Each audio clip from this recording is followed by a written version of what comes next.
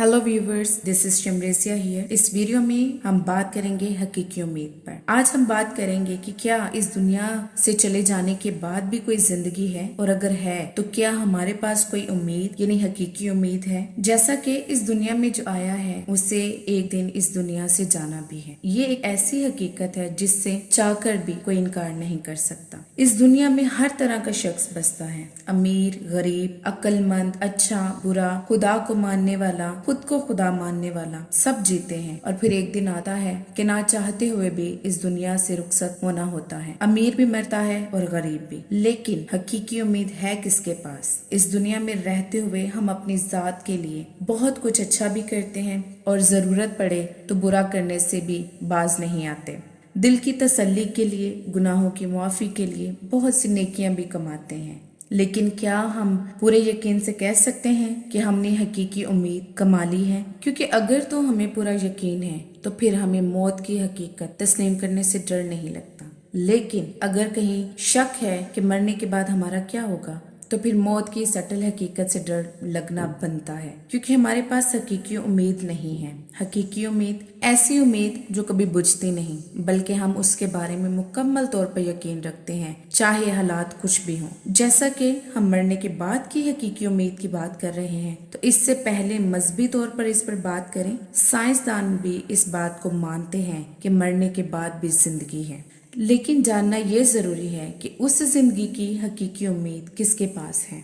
बिला शक ये हकीकी उम्मीद सिर्फ एक ईमानदार के पास ही है। ईमानदार कौन है? जो खुदा पर भरोसा रखता है, उसके अहकाम और रजा पर चलता है, जिसकी जिंदगी का दारोमदार उसका खुदा होता है। हालात अच्छे हों या बुरे, उसका भरोसा खुदा पर होता है कि वो सब संभालने की कुदरत रखता है।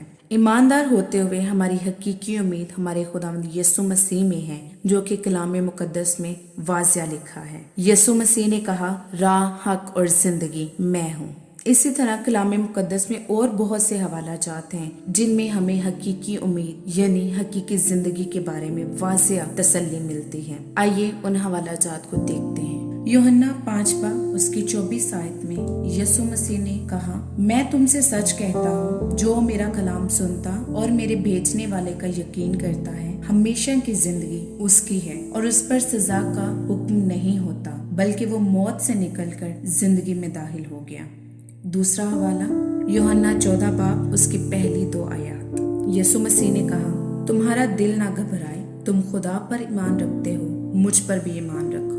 मेरे बाप के घर में बहुत से मकान हैं, अगर ना होते तो मैं तुमसे कह देता, क्योंकि मैं जाता हूँ ताकि तुम्हारे लिए जगह तैयार करूँ। यूहन्ना 11 उसकी 25 आयत। यीशु ने उससे कहा, क़यामत और जिंदगी तो मैं हूँ, जो मुझ पर ईमान लाता है, गो वो मर जाए तो भी जिंदा रहेगा। दूसरा तीमुथियुस 4:7 और 8 आयत। मैं अच्छी कुश्ती लड़ चुका, मैंने दौड़ को खत्म कर लिया, मैंने ईमान को महफूज रखा। आइंदा के लिए मेरे वास्ते राजबाजी का वो ताज रखा हुआ है, जो आदिल मुनसिफ यानी खुदावन मुझे उस दिन देगा, और सिर्फ मुझे ही नहीं बल्कि उन सबको भी जो उसके ज़हूर के आरज़ूमंद हों।